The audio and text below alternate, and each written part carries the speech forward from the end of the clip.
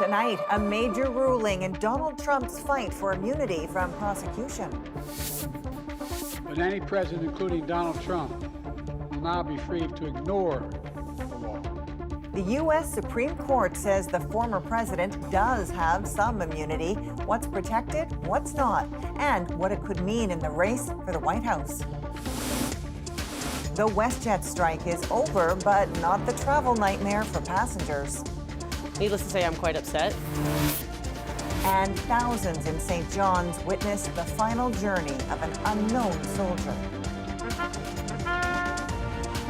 More than 100 years on, a son of Newfoundland and Labrador is finally home. From CBC News, this is The National with Erica Johnson. Thanks for joining us. Adrian is away. U.S. President Joe Biden is calling it a dangerous decision. The Supreme Court ruling that Donald Trump does have some immunity from prosecution on election subversion charges. In the landmark decision, the justices recognized for the first time that presidents have absolute immunity for official acts in office. In an address to the nation late tonight, Biden warned of long-lasting implications. This nation was founded on the principle that there are no kings in America. No one is above the law, not even the President of the United States.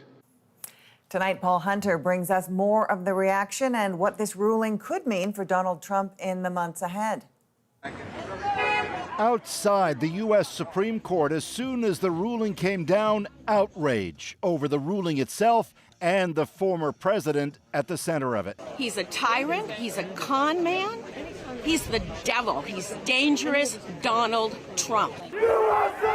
At issue for the court, criminal accusations against then-President Donald Trump for trying to subvert the 2020 election results ahead of the attempted insurrection on Capitol Hill, January 6, 2021.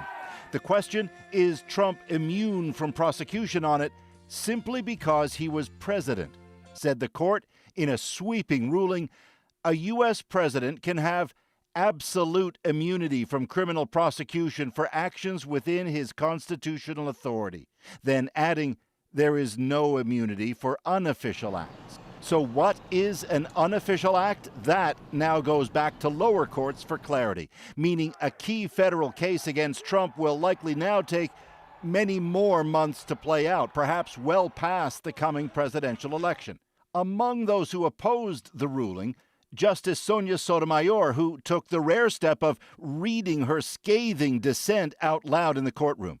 In it, she called the ruling unjustifiable and said it reshapes the institution of the presidency. It makes a mockery of the principle that no man is above the law.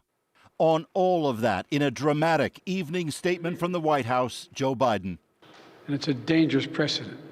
His campaign for re-election in turmoil after that dismal performance at the debate last week, Biden slammed the court's rulings. Today's decision almost certainly means that there are virtually no limits on what a president can do. In so doing, highlighting the stakes for the November election. The American people must decide if they want to entrust the president once again, the presidency, to Donald Trump, now knowing he'll be even more emboldened to do whatever he pleases whenever he wants to do it. And Paul, Joe Biden was certainly hinting at this tonight. A big question for so many. What if Trump wins in November? Yeah, well, I'll preface by saying for his part, Trump welcomed the court's ruling, Erica, calling it a big win for democracy. But on what this means if he's reelected, look, Joe Biden's view is he could do almost anything he wants. And on that, Biden points to January 6th. But consider, too, a bit more of what Justice Sotomayor had to say in her dissent. She wrote that with this ruling, a President Trump could, for example, order SEAL Team 6 to assassinate a political rival and then be immune from prosecution for it. Not that he would, but that he could. Some say she's overstating the true impact of the ruling, but it's a sobering perspective nonetheless. Paul Hunter in Washington. One of Trump's longtime allies is in prison tonight for contempt. I'm proud of going to prison. I am proud of going to prison today. A defiant Steve Bannon rallying with supporters today before turning himself in to serve a 4-month sentence at a low-security prison in Connecticut. Bannon was convicted of contempt of Congress for defying a subpoena from the committee investigating the January 6th Capitol attack. He's likely to spend much of this U.S. election cycle behind bars. Now to the turmoil at Canadian airports in the wake of the strike at WestJet. Tonight, the strike is over, but the fallout continues, with hundreds more flights canceled today as the airline works to get its operations back online. Joe Horwood shows us the impact on passengers still caught in the chaos. Not letting us book either. After a particularly long weekend, weary WestJet passengers are still trying to get home. Needless to say, I'm quite upset. Selena Marcellus is resorting to a long drive, flying to Abbotsford, BC, where her mom will take her 300 kilometers to Kelowna for work Tuesday. This is her vacation, but she's going to spend it coming to pick me up. Because, yeah. So that was a big hoop. As part of the tentative agreement, the Airline Mechanics Union got a wage increase and agreed to no more strike action. But customers are still being warned of more disruptions this week, with WestJet saying it needs time to get its planes and crews safely back in the air. Caught in the middle this weekend, tens of thousands of passengers, some still stranded. He just let me know that my flight was canceled. Flight to Abbotsford was canceled. I got to try to find something. Because my truck is sitting at the Abbotsford airport waiting for me. Frustrated with how the airline is managing, facing long waits and few answers. I'm trying my best to talk to them. They have their same script in their mind. They say, sorry, go to this website, I'll give you a QR code. And it's just the same thing again. There's no actual assistance. According to the federal rules, airlines must compensate passengers for certain delays and cancellations that are within their control.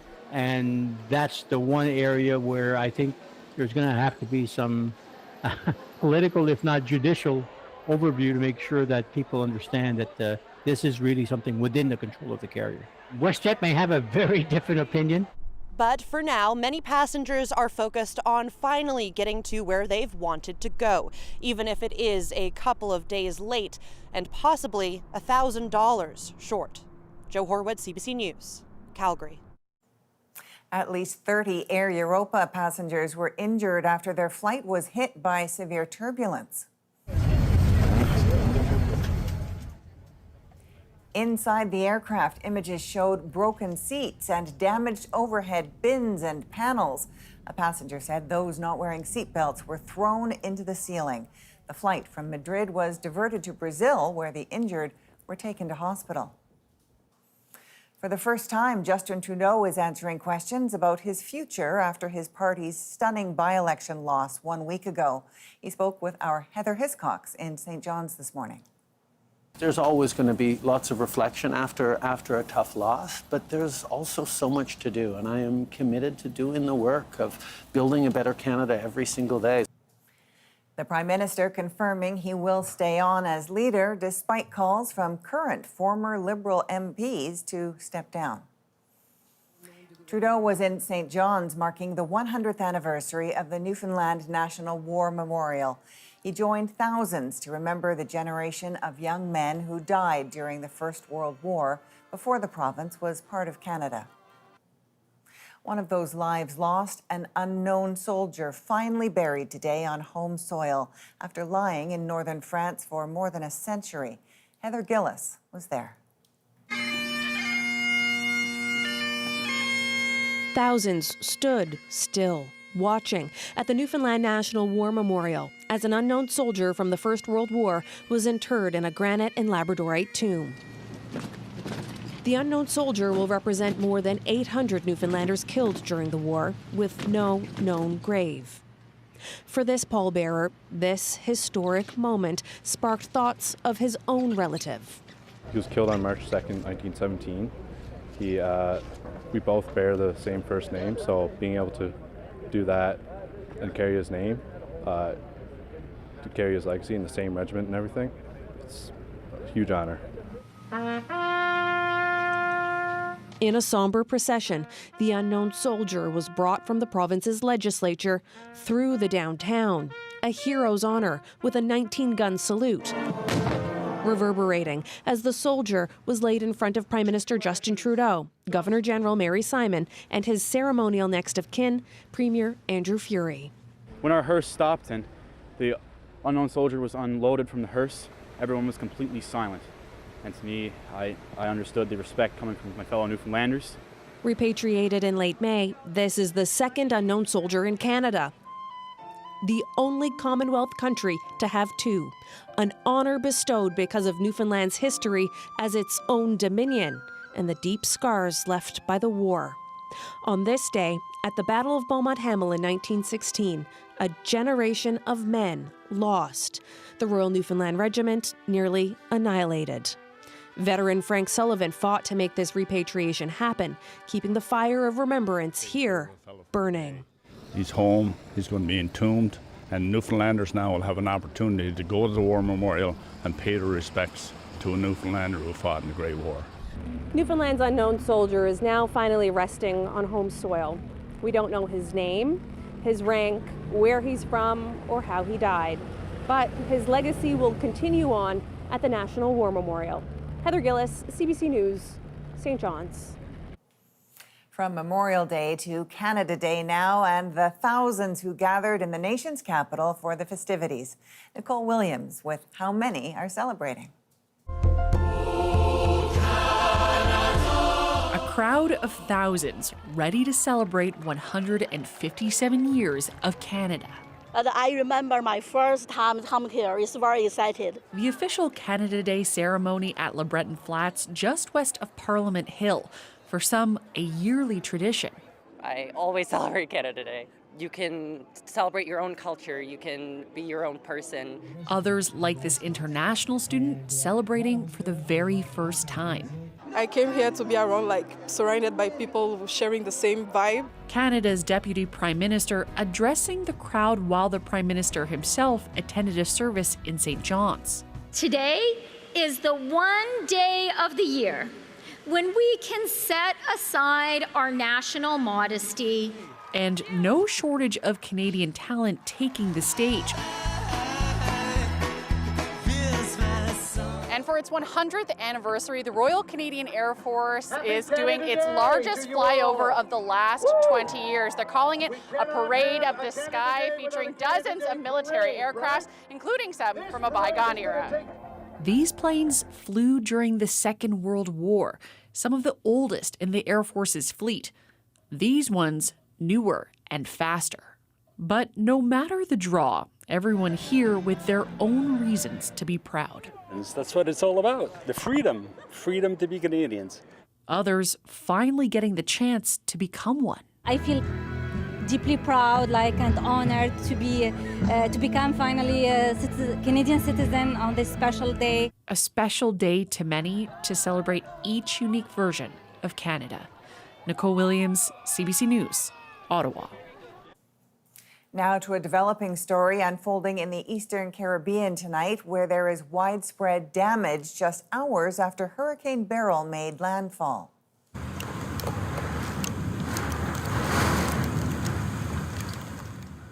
The Category 4 storm unleashed powerful winds, ripping off roofs and downing power lines. Beryl is expected to move westward over the next few days. It's the earliest Category 4 storm on record to form in the Atlantic. Israel has released the head of Gaza's Al-Shifa hospital after months of detention. At the time, he was accused of working with Hamas. But as Briar Stewart tells us, he's now accusing Israel of torture.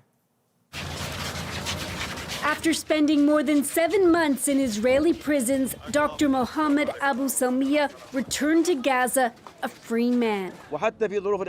My arrest was for political reasons, he said.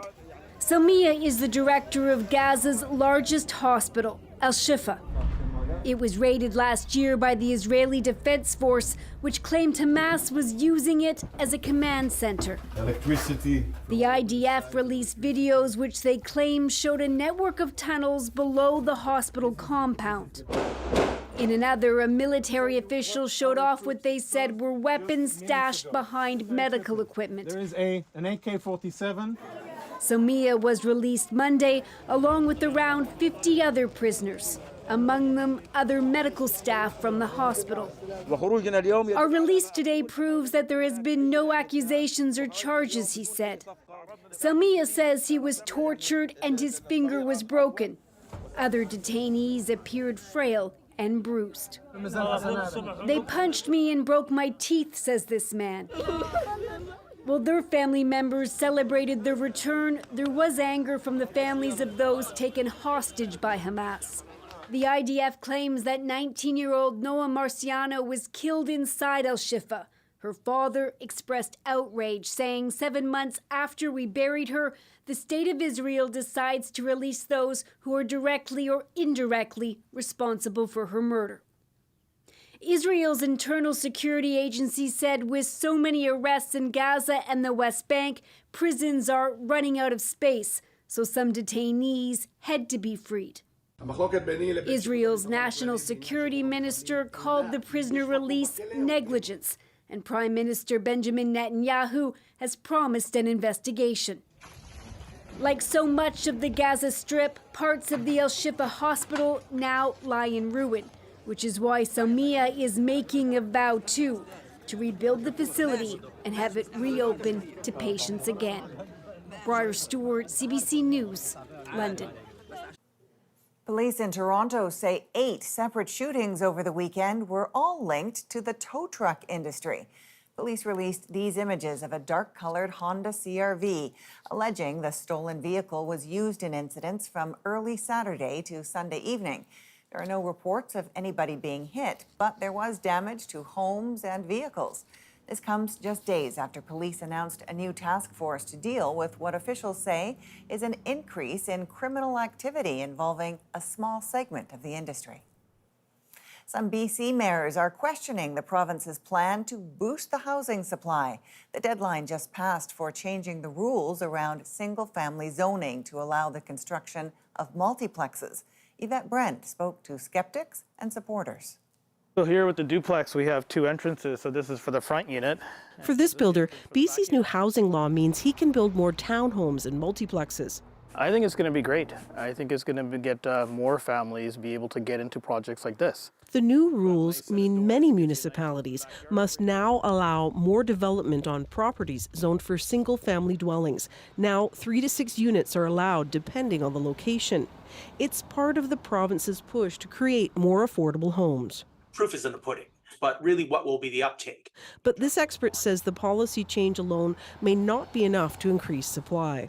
It opens up a window of opportunity to develop, to change. I think that one of the biggest things that will determine what will get built and what won't get built will be interest rates. Housing is a challenge in many of Metro Vancouver's growing communities. In Richmond, the policy was changed by deadline, but the mayor says he would have preferred more say. I think the people are starting to wake up to the potential problems that's caused by this legislation. Mayors of other Vancouver suburbs voiced similar concerns, including Surrey and Coquitlam. While everyone agrees housing is needed fast, he says this one-size approach would stress sewage capacity and parking. Without parking requirements, without consideration of the infrastructure requirements that are going to be needed, I think that it's short-sighted and it misses the mark. He worries that neighborhoods like this one, that's won awards for livability, will change in a way nobody will celebrate. Yvette Brent, CBC News, Vancouver. Serious health outcomes from diabetes, particularly among Black people, are leading to a push for better screening. It is so simple. It's a really great scalable solution. The test that could lead to earlier diagnosis. Next. Plus, a rocket in China intended for space gets launched by accident. What caused the critical error? And a massive showing of Canadian pride. Everyone honks their horns. They absolutely love it. We're back in 2.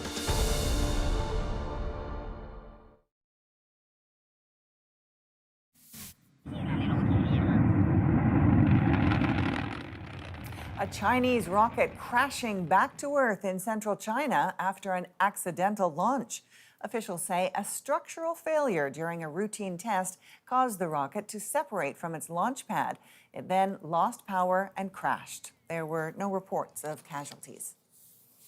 Now to an urgent push for more Black Canadians to be screened for diabetes and sooner to help curb what doctors are calling an epidemic in amputations. Christine Birak now on what's being done to save lives. If I lose that second leg. Dwayne Lee lost his right foot to a blood clot in his 30s. Now he's terrified he'll lose the other to diabetes. If I lose this leg, I lose all ability, and then I probably would be wheelchair bound. Looked at white, South Asian, and Black populations, and it was surprising. Doctors say despite higher rates of diabetes among South Asians, Black people are experiencing an epidemic of amputations due to untreated diabetes. In the U.S., Black diabetics lose limbs at triple the rate of others. The most recent StatsCan data reveals Black men and women are twice as likely to die from diabetes compared to white men and women. There are many things that could explain why this ratio is so much higher. Studies point to systemic racism and social marginalization, which deeply impacts a person's education, income, and food security. And Black Canadians aren't being screened for diabetes as often as others. When you diagnose diabetes late, you treat it late, it's already more severe, so then they're more likely to get amputations. All Canadians are supposed to be screened for signs of diabetes at 40, which can include foot checks. I'm looking for any breaks or openings in the skin.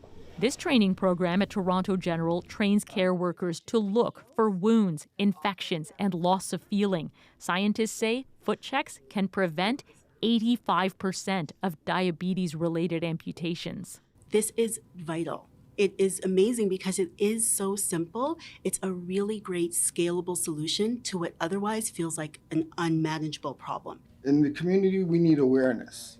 Lee says more Black Canadians need to start talking about foot checks. It's a small but potentially life-changing step. Christine Birak, CBC News, Toronto. A deadly fungus is pushing dozens of species to the brink of extinction. It's been one of the most devastating pathogens that Western science has recorded. The new research that could help turn the tide.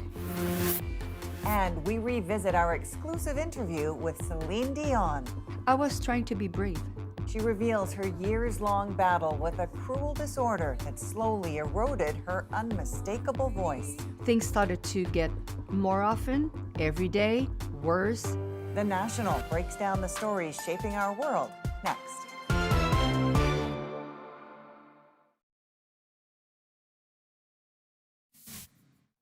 A wild encounter captured on camera today in central London. Those are military horses bolting through the city after being startled during an exercise. It's the second time in just a few months that army horses have broken loose in the city. In this case, the army says 2 of the horses made it 2.5 kilometers before being caught. Scientists think they found a simple and cheap way to protect endangered frogs. They're under threat from a deadly fungus. Anand Ram walks us through the low-tech treatment. They're small but tough predators. Green and golden bell frogs. But the species is endangered, struggling against a tiny threat. A fungus called chytrid is ravaging some amphibian populations around the world, causing 90 species to go extinct and pushing 500 others into decline. I think it's been one of the most devastating pathogens that Western science has recorded. It interferes with their ability to move water and gases across their skin. That's how they breathe. But the one thing chytrid doesn't like, hot temperatures. So a team in Australia tested some artificial hotspots made of bricks and plastic tarp, the kinds you'd find at a hardware store. And not only did it make it warmer, it made it humid. So it was like inside like a proper sauna. And the frogs loved it, wedging themselves into the warm bricks as often as they pleased. What we found is that if frogs had access to these shelters, their body temperatures were higher. And over time, they had lower infections. This is a very simple but very elegant. For those who study amphibian disease, it's a welcome tool in the fight against chytrid. We need bold measures at this point, right? That single measure is not going to be effective across all the species, right? So I think we just have to try different things at this point. The fungus is far from the only threat. Humans are still destroying amphibian habitats, both on land and water, and that can hurt our own health. We know in other places where frogs have declined, we see increases in human diseases that are vectored by insects, so like malaria rates can increase. Driving home the need for affordable conservation solutions like this to help these animals help themselves. Anand Ram, CBC News, Toronto. Now it's time to break down the stories shaping our world. At the height of her fame, Céline Dion was keeping a devastating secret. The body started to get rigid, not flexible. How much does this hurt physically? An undiagnosed disorder taking a toll on her health and her voice. But as she told Adrian last month in a Canadian exclusive, she's determined to sing again. Their conversation happened in the lead up to the release of a new documentary that's now streaming on Prime Video. So tonight we're taking another look at Adrian's interview with the Canadian superstar. Hello everyone, how you doing? Ready?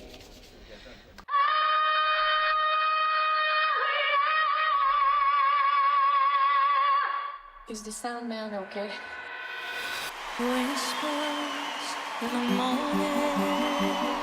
This is the Céline Dion we know and love, the consummate performer. When I meet up with her near her home in Las Vegas, the drive is still there, but this isn't a performance. Thank you very much for saying yes to talk. I really appreciate it. It's such a pleasure to be able to say, I want to talk. You're going to hear my voice. Well, your voice has been your conductor, your boss, your whole Correct. life. I mean, I let my vocal cords lead the way. Because they could. Where are they taking you now? I am taking them now. I am in charge. I'm not 27 years old anymore. I'm not 41 either. I'm 56 and very proud to be. I can tell you that, of course, you don't choose what you want in life. When life strikes you, it imposes things on you, you still have a choice. What am I going to say? Look at myself in the mirror and talk to myself and say, what have I done? Why me? Why me? If I ask myself this question today, why is happening to me? What have I done? Have been a good girl, disciplined. I think I've been a good sister, mother, wife, friend. Is it going to help?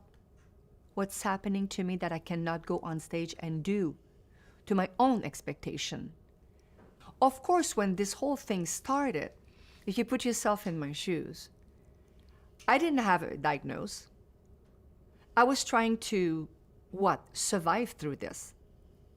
I was trying to be brave because all my life, I wanted to be the best of me. My dream is to be international star, and to be able to sing all my life. Please welcome Céline Dion. She dreamt of it as a child, and then Céline Dion made it all happen. The heady success of stardom, world tours, sold-out crowds.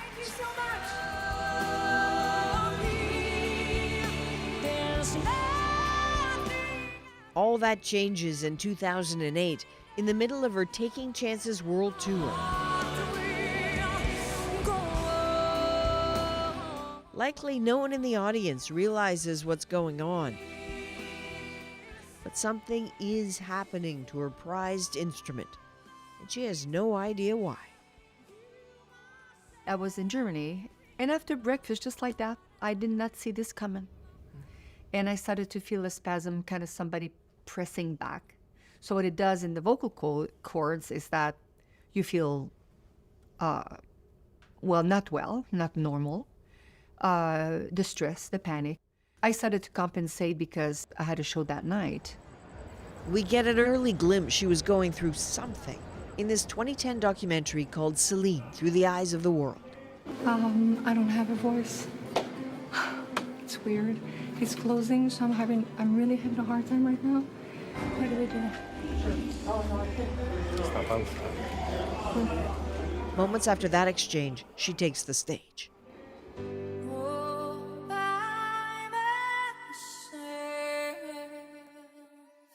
Don't wanna be all by myself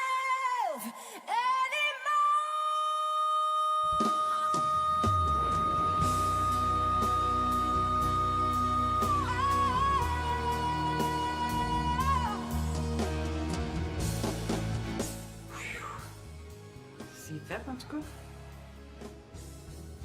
Okay, c'est fait.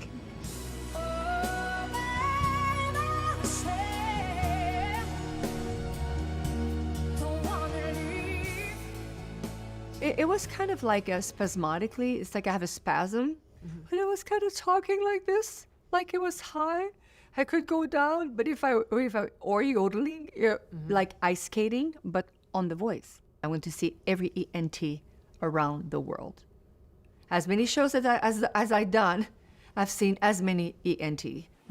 In this area here, starting here and here, is where it's starting to hurt a little bit. At one point, I started to sing and feel that instead of having my ears muffled, so hearing less, I was hearing more. It would be like you would give me 10 dBs more in like a anymore, and it would go poof, like full pin, like a lot. And the eustachian tubes would like at the end like open, and it was not functioning properly. Right. It has to do with nerves, it's muscular, it's movements, repetitive. So when I move my eyebrows constantly, it can give you like a kind of a sinus pressure headache. My main problem is not that I can't do the highs. Yeah, it's letting go. It's like this. I'm spasmed. My eyebrows are spasmed. My ears is spasmed. I'm gonna flip soon. I tell you. Things started to get more often, every day, worse. The body started to get rigid, not flexible, more spasm, more cramping. I was trying to exercise my body as well a little bit. I cannot flex my toe. If I wanted to eat, my hands would spasm. It was something that was very scary for me because I did not know what was going on. Over the course of a decade, Céline keeps going, performing hundreds of times at her residency here inside the Caesars Palace Coliseum in Las Vegas. A show so successful, many credit it with turning the whole city's economy and reputation around. Behind the scenes, though, turbulence. Caring for her husband, Rene, as he coped with cancer, then grieving him when he died in 2016, leaving her with 3 young children. On stage, Céline is quietly becoming more and more frightened and frustrated. All while the Vegas lights and aspirations keep getting bigger and brighter. My voice was skidding all over the place. So I started to do what I could. I started to find other path in my throat. Was that the right thing to do? I don't know. It took a while. It took a long time because I needed to find ways beyond steam and beyond gargle and beyond 2 Advil. What do you want me to do? The show must go on. And what did you do in those shows? Because I compensated it. Like I said, a tunnel. I squeezed my vocal cords more. In here, you're supposed to relax. It's supposed to be loose. And I started to tense them. I needed to, instead of having, oh, my love, my darling, as long, I went, Oh, my love, my dad. No, it was worse than that because nothing was coming out. So I tensed it up. I made myself a little tunnel, and I went nasal. Oh, my love, my darling, as long. And we lowered the keys of songs. We skipped some songs. I'm not doing this one. We'll do this one half a key lower. So there was no bulk. There was no muscle. And lying for so many years, I have a tonsillitis, a sinus infection, the lying. I've had these things. We get sick too, okay? We're normal people. We get sick too. But that was far from that.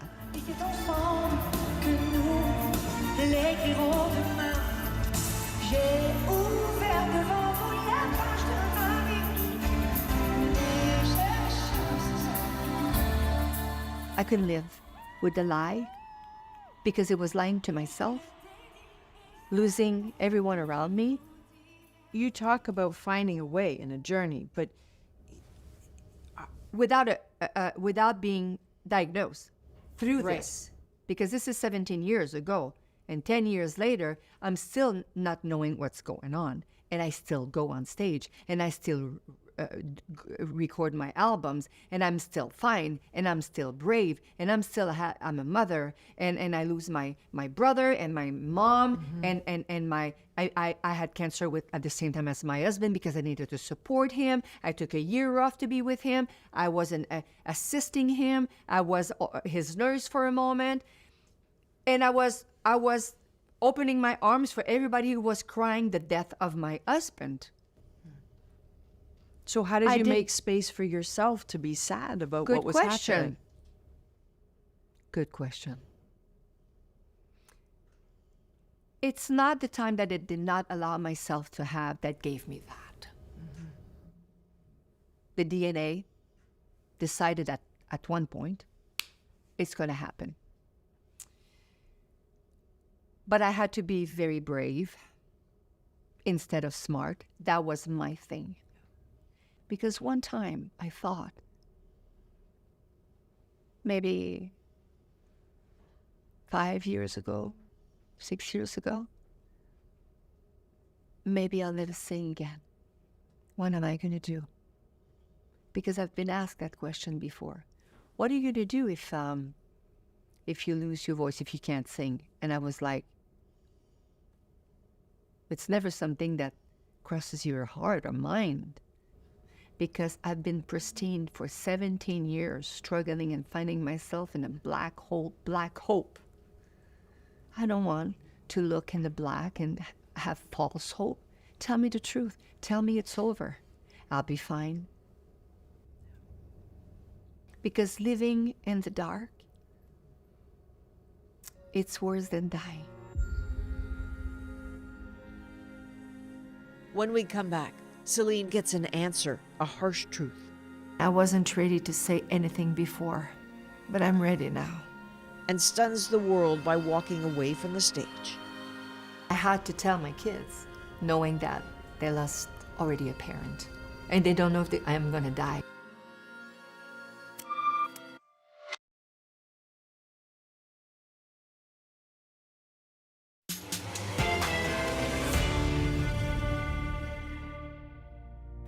Hello, everyone. I'm sorry it's taken me so long to reach out to you. December 2022. After 17 years of being in the dark about what was happening to her, finally an answer, but a brutal one. Recently, I've been diagnosed with a very rare neurological disorder called stiff person syndrome. All the muscle spasms, stiffness, pain, now explained. Céline pulls back from the spotlight to focus on her health and her son's, and finding out how to live with this debilitating disease. She also makes a bold decision. She would let a film crew capture it all. The result is a new documentary, I Am Céline Dion. It is raw, it is personal, and it's gutsy. I want that motion. Okay. There you go. Better. Good. Move this foot slightly in, right here. Good, so it's right under your hips.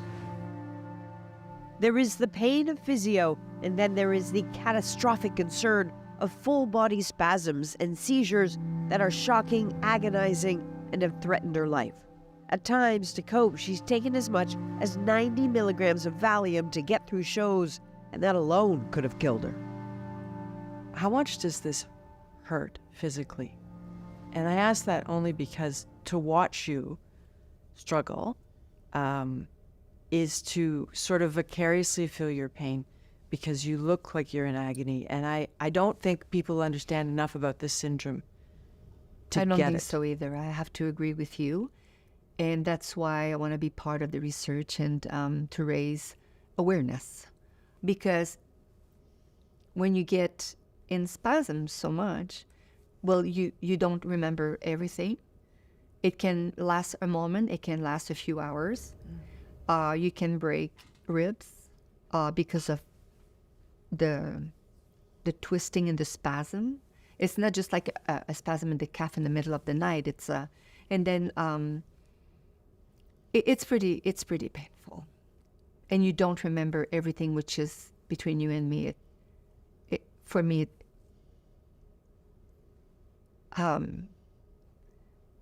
it's okay that I don't remember everything, as long as my kids and we train with my kids. They know what to do. We have panic buttons. They know who to call. One calls. The other one gets we all have like, through the whole house, a system of if I need to be assisted with medicine, we practice, and then, because I don't want them to be scared. I don't want them to be scared. Even as Céline balances motherhood and her illness, she continues to face the expectations of fans around the world and the pressure few of us can understand to not disappoint. What's the weight of their expectations, though? Because, yes, I feel like people, on the one hand, really want the best for you physically, but then they will say, I hope there's one more concert. I hope she sings again. What is the weight of that? Oh, I'll sing again. I'll sing again. That's for sure. The expectation, they deserve to have an expectation. They pay. But if I may say, my own expectation is probably bigger than what they expect from me. When I present the microphone, it's because they're part of me. I was 12 years old when I met them. I probably miss them more than singing itself. I want you to sing with me, okay? Because you I knew you were the best! Thank you! I'm so sorry you're going through this.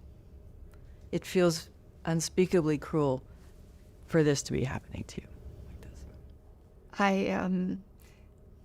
I appreciate very much your kind words. But I just want you to know that I'm working really, really, really hard in rehabilitation. And I can't wait to go back on stage because this is where I have to be. Well, people will be waiting, and they will take any version of Céline Dion they can get. Any version of it. So kind. Thank you so much. Thank you so, so much. Céline Dion had so much more to say in that conversation. You can watch Céline Dion, I Will Sing Again, on CBC Gem, on the National's YouTube channel, and at cbc.ca/The National. Coming up, an extra large serving of national pride. I decided to build a 12-foot by 13-foot Canada leaf. His tribute to his home and native land, next in our moment.